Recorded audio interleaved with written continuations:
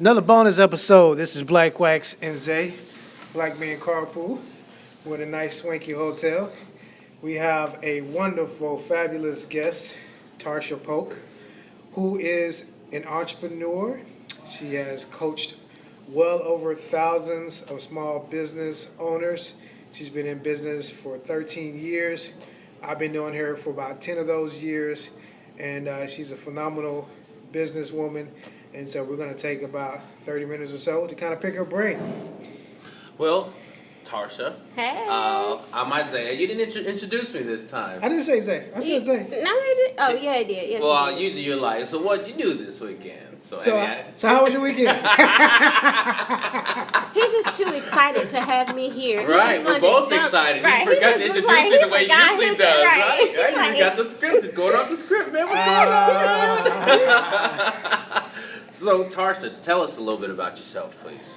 Absolutely. So, as Dwayne said, I've been in business for the last 13 years. My brand is called themarketinglady.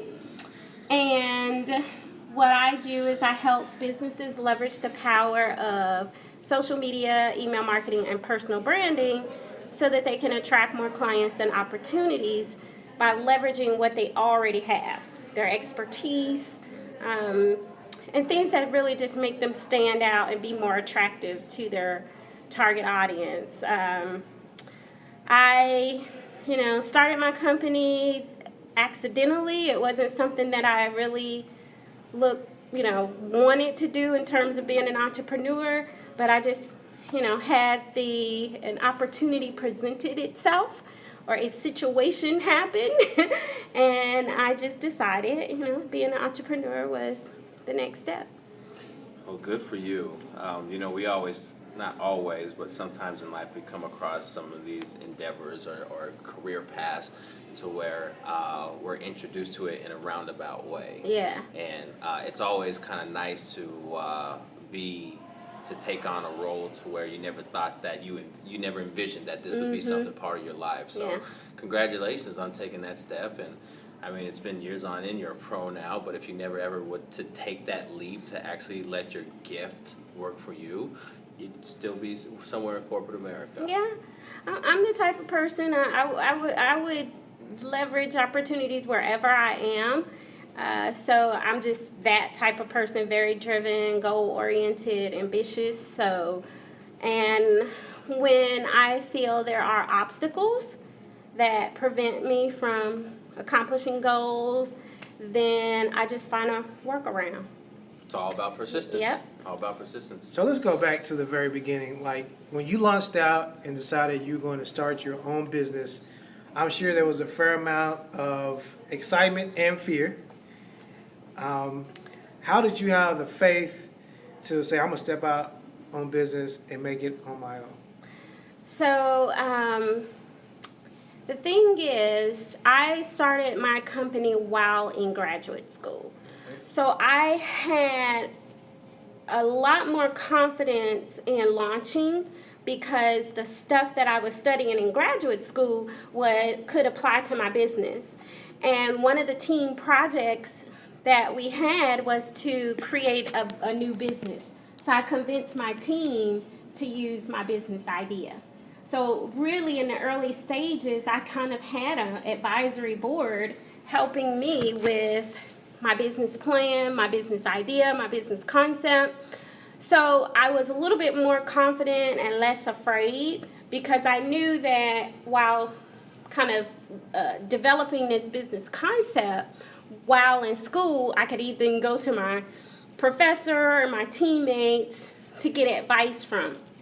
And then also at the time, I had a second income in the household. So that makes a huge difference. Huge difference. When that other income in the household could take care of your bills, right? That one income could cover all of the bills in the house. So it wasn't as, fearful, and I didn't have children. So there was less of worry and fear because I didn't have those types of responsibilities that would make me hesitant towards stepping out on faith. Great answer.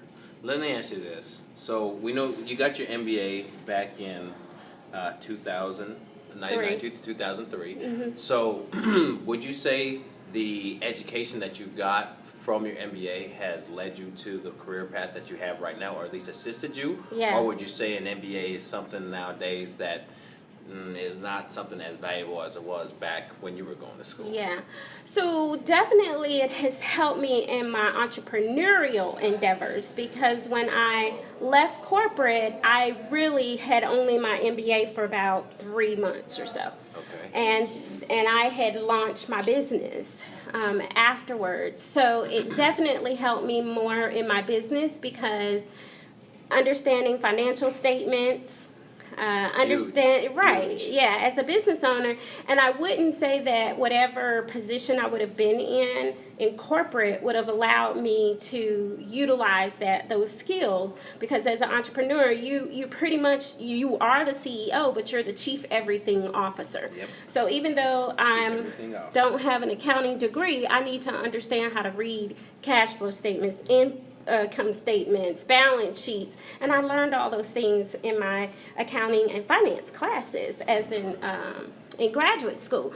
But from a corporate standpoint, I really didn't have an opportunity to leverage the MBA, because I went right into launching my own business. But from my perspective back then, the reason why I got my MBA was because back then in the early 2000s, it would help you advance your career, help you get higher salary. Now in 2016, going into 2017, because there are so many adult and executive MBA programs, it's a lot easier for adults to go back to college and get that MBA, and a little bit more affordable in terms of the pricing structure that many of the schools have. But now the market is so saturated with everybody has an MBA. Yeah. So it's not like, whereas back in the early 2000s, late 99s, where the market or the talent pool of MBAs was very small compared to the talent pool now of people with MBAs. Absolutely. So I think education is important, and whatever you can do to advance your education, I think even if it's just a certification in another area, that still gives you one leg up on somebody else. Agreed. You know, when we had our pregame over snacks and spirits, we talked a lot about networking. And I know that you have drummed up a lot of business, and you have a very, very strong network. Now, Zay, you know how we go to networking events from time to time, but I think it's something totally different when you actually host the networking event. That's what Tarsha did. Yes. She's been a business partner of mine for several years, and she used to host networking events. I think she still does as well.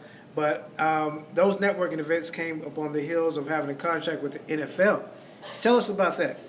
So here's the thing is, let me just backtrack. When I left corporate and decided to, I wasn't quite sure what I wanted to do, honestly. And my real goal was to climb the corporate ladder, be some kind of marketing VP or director or whatever. So really, when I fired my boss, basically, I said, okay, I need to figure out what I'm going to do. So I just started going to different organizations, different events. But at that time, I was actually networking to find a job. But because of the power of networking, the power of connections, I kept meeting all these small business owners. And everybody was like, I need marketing. I need help with my marketing. I'm trying to figure out this whole internet thing. Because this was early 2000s. I'm trying to figure out this whole internet thing. And that was my area of expertise, because I was just finished school in that. And so, I, at that time, during the time I was transitioning from a corporate career to deciding to be an entrepreneur, I knew that networking was powerful. And so I had to learn, because people don't really teach you networking. Right. You just kind of figure it out. Right. You observe other people, you figure it out. But after a while, I figured out, okay, I'm doing a lot of networking and some ain't working here. Yeah. So I had to step back and really evaluate my networking strategy, and I didn't have one. And I realized nobody else had one either. And so I eventually wrote a book called Beyond the Business Card, Strategic Networking for Success. And in that book, I laid out 7 steps to help people maximize their networking success and not just go to a networking event focused on passing out business cards. Yes. And so because I wrote that book and I practiced what I preached, when was the Super Bowl in Dallas? Was that 2010, I think? I do believe Super Bowl 45 came to Dallas. I think it was 2010, 2011, something like that. And so I actually had the opportunity to practice what I preach. I used to host those networking lunch and learns. It was called Mingle. Mingle, I remember that. Mingle stood for Meet, Interact, Network, and Grow with local entrepreneurs. And so I did that because I hosted my own networking event because I was honestly just getting wore out going to so many networking events. Yes. And then at some point I said, you know what? They're just going to have to come to me. Right. I'm like, you know what? I'm tired. I can't driving up and down the street, even though it's like $20 here, $30 here. All that stuff adds up. So my thought is, you know what? Let me bring the audience to me. And so I created Mingle. Did it for 3 years, Dwayne, I think? About 3 years. So it was good, but towards that latter part, it was just, so many other networking groups, and in this area, you it's just so much to compete with. And so I just kind of lost my drive and passion for it and decided to stop doing it. But because I had the networking book, because I had the networking event, that those 2 things attracted the attention of the North Texas Super Bowl host committee during that period, and they saw how successful my blog talk radio show was, my networking event. They liked my book, and they really wanted me to teach others, the people that were in their emerging business program. They wanted me to teach others to network and how to turn their contacts into contracts. You sound like a person that really knows how to plant a seed and to nurture that seed and let it grow into, something that's going to benefit you for the future, and vice versa for the people that you've built these relationships with. So for entrepreneurs that are looking to start their own business and looking to really get out there and get out of this whole corporate world, what 3 tips would you give them that they need to know to be successful to avoid some of the roadblocks that you did? Yeah. So what I've learned, I'll just go by what I've learned, and that is, it is really all about your mindset. Not everyone has the entrepreneurial mindset. And what I mean by that is, if you don't like the risk of maybe not being able to pay yourself 1 week, you should not step into entrepreneur. If you want that consistent 2-week paycheck, entrepreneurship may not be for you. Yeah. Because sometimes clients may not pay you on time, and you may have employees and you haven't met your payroll, so you got to pay your employees or your contractors before you pay yourself. So it's all about your mindset and your level of risk taking. So if you're able to take risk, I like to say calculated risk. And in my case, it was calculated because I had another income in the household that could cover bills even if I wasn't making money, right? So I think you should, one is really evaluate your mindset, whether or not you're willing to take some type of risk. Other mindset you want to evaluate is your passion for what you do and how committed you are. Because as I said before, you're the CEO. CEO in my books for a small business is Chief Everything Officer. And so what that means is you have to understand bookkeeping. You might be the customer service person. You might be you're the HR person. And if you have a brick and mortar, you're the janitor.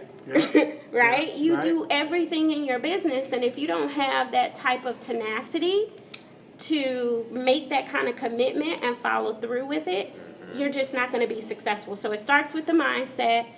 Secondly, I would just say you got to have passion for what you do. Because your passion is going to help you persevere Right. when things get tough. And then the third thing is establish a support system.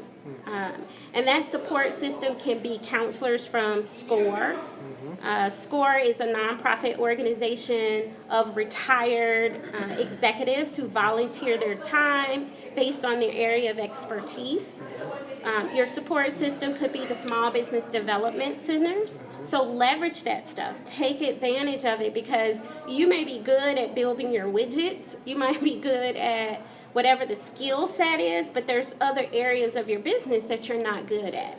Short story, when I first branched out on my own, my administrative skills sucked, because when I worked in corporate, our team had an assistant, administrative assistant for our whole team. So any kind of memos, letters, faxing, filing, all that stuff was done by somebody else. So that just wasn't something I was accustomed to doing. Right. And literally, I remember I had to write some kind of letter, mass letter, and I did not know how to do mail merge because I had never did it. My admin used to do that stuff for me, so I really didn't know.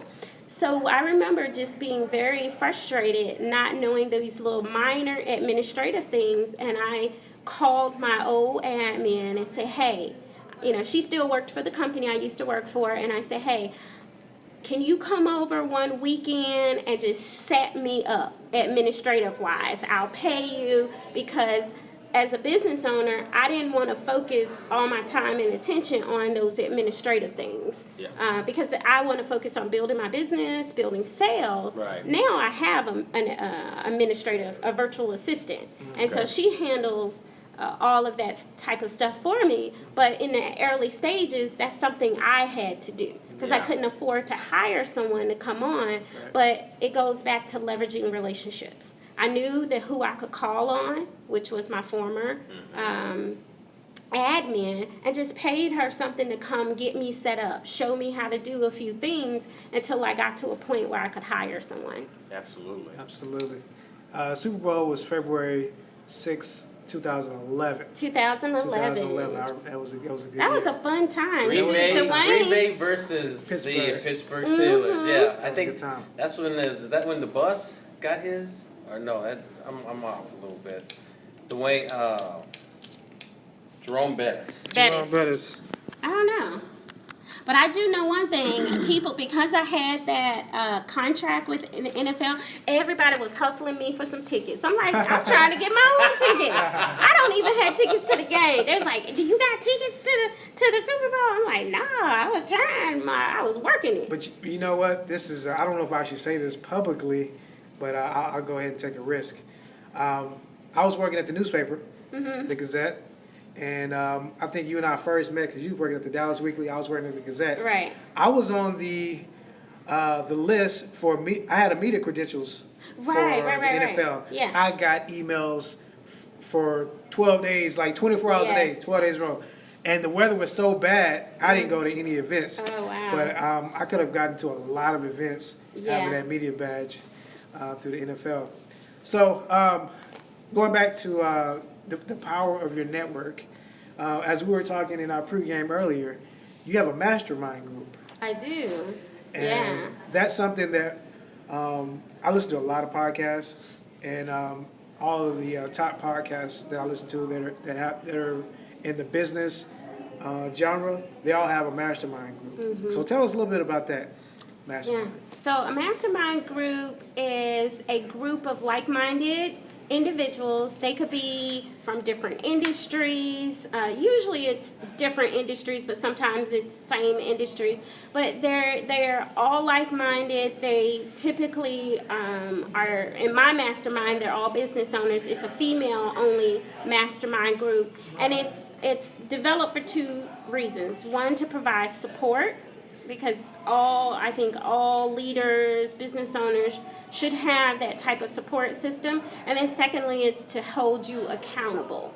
Because when you are running a business or when you're leading something, sometimes you feel like you're in it by yourself and that you can't go to your staff and ask them for their advice and opinions, right? So, but that's what the mastermind is for. And then they hold you accountable when you say, hey, this is my goal for this quarter, and this is what I need help with. And then they hold you to the fire, you know. I can remember a time where I was just in this slump and I just literally did not feel like picking up the phone calling prospects. Or I don't know, maybe it was lack of confidence or whatever was going on with me emotionally. I just wasn't feeling it. And so my group was like, well, how you expect to meet that goal if you don't start prospecting and trying to close some business? And they just hold me to the fire, they motivate me, encourage me. And so that's really the beauty of having a mastermind group. Some mastermind groups are structured, and those are the best ones because it's formatted. It has a structure, and it really just helps you stay on track. The ones that aren't structured, it's easy to kind of fall off. You just got to be real careful when you select a mastermind group because it could turn into a support group. Whereas everybody is just whining and complaining about this and that. And if there's no structure, that can get out of hand. It's good to whine and complain just to get it off your chest for a brief period, just to get it off your chest. But if all of your calls, all of your meetings kind of turn into that, then you probably want to find another mastermind group or establish some type of structure. And you know, I read in the book at one point in time that faith without works is dead. And I'm referring to the Bible, of course, but that is really true. You know, when you have a mastermind group, a mentoring group, whatever you want to call it, you go there for support. But if you go and you take that information and you don't apply it back in the field, it's just motivational speaking that has no gasoline behind it.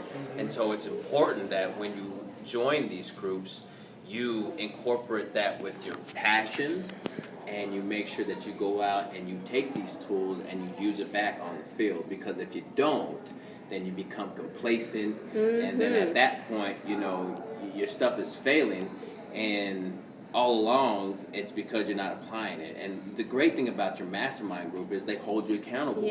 I mean, that's important. When you have a goal set in mind, you need people around you that's going to hold you accountable. Because at all times you're not going to do it. You know, we all kind of have our comfort zone. You know, when we're tired, we just kind of like want to be in our own zone. And it's one thing to regroup, but it's another thing to become complacent. And you know, when you have a lot of things that are going on in your life, it's easy to get vision drift and to not have the focus on your goal that you originally had when you first started. And so along the way, you know, you get these kind of situations that come up to where your mind isn't right, and your mind just basically isn't right. And so you go back to these groups for reinforcement. And the good thing about these groups are you really do build a friendship because they're being honest with you. They're not trying to, you know, feed you a bunch of bull BS and say, you know, it's going to be okay, you're going to be all right. It's straight to the point, because if you don't want this goal that you said you wanted, then you probably shouldn't be in this group, because we all want this goal as well, and we want you to succeed because we're going to succeed when you do, and vice versa. So, my mastermind group, we have something called hot seats. And we get 15 minutes on the hot seat. And so if you're a little bit intimidated, you're going to have to get out of that, because the hot seat is literally hot. To make you uncomfortable. To make you uncomfortable, to call you out. And it's tough to hear the things that is wrong with you. Right? It's tough to hear that, because there's a lot of great things about you as a person, but the thing is, sometimes the reasons why we're not accomplishing our goals is because of our weaknesses, our areas that we tend to not even pay attention to, that they call out. And then oftentimes we don't see ourselves like other people see us.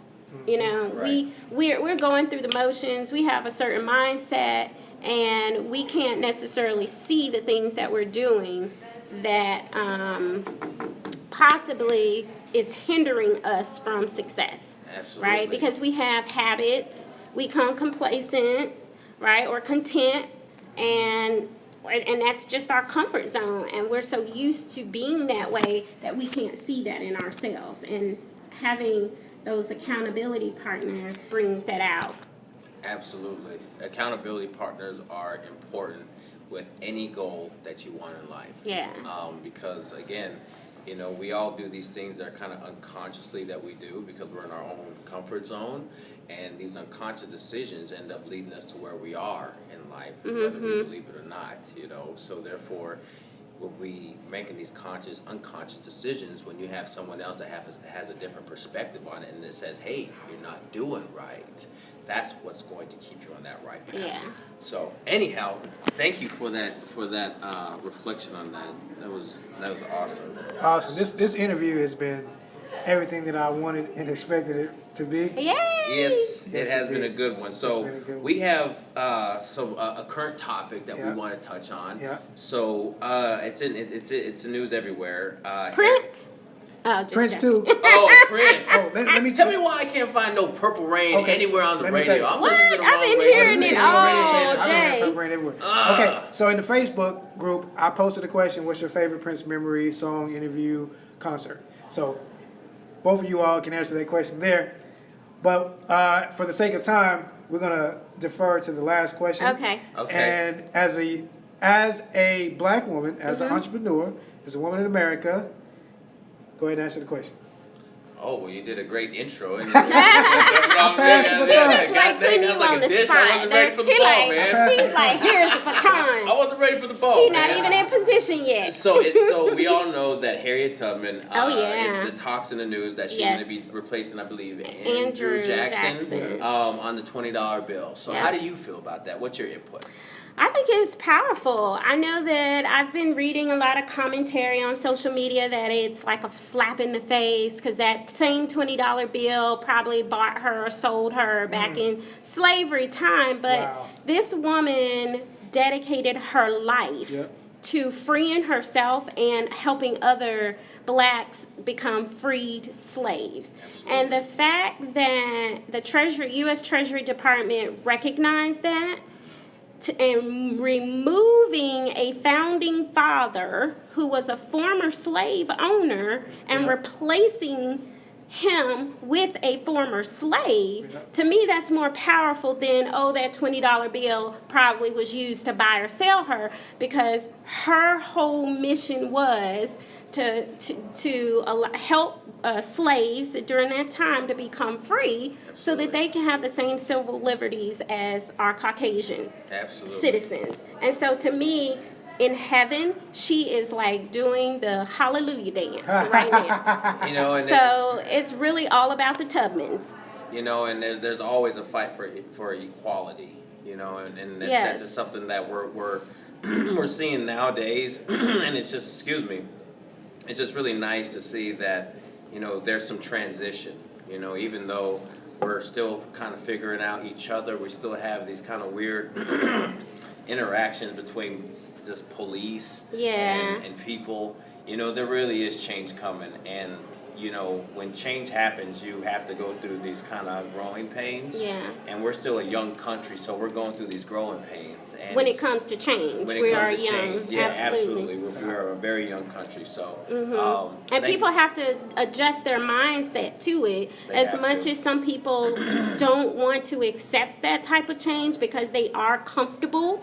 You know, change is hard on any kind of level. Absolutely. And when you're comfortable with the status quo, the moment something has to change, you know, people become resistant to it and things like that. So I think it's a great, you know, it's powerful. I can't wait till it comes out because I'm going to frame it. Yes, You know, I'm going to frame you gotta mine. put that one away. You know, Yeah, you gotta I'm put that one going to put away. my one away. Yeah. No doubt. Well, this has been a phenomenal episode. You can find Tarsha at themarketinglady.com. Themarketinglady.com. Yep, come check me out. You can find me on social media too, Facebook, Twitter, Instagram, all of the above. Just type in The Marketing Lady or Tarsha Polk. Feel free to connect with me there. Cool. No doubt. Thanks, guys. Oh, it's been a pleasure. You can find us on Mixcloud. Hold on. Oh. You didn't ask me the shout outs, man. You're going off script. We got 20 seconds. 20 seconds. I'm giving a shout out to Prince. Thank you very Prince, much Purple for Rain, everything that you've done for our Kiss. culture. You're the only man that I know to this day that could wear high heels and still get every girl in the room. I'm telling you. And makeup. And makeup. No doubt. On that note, We out. we out.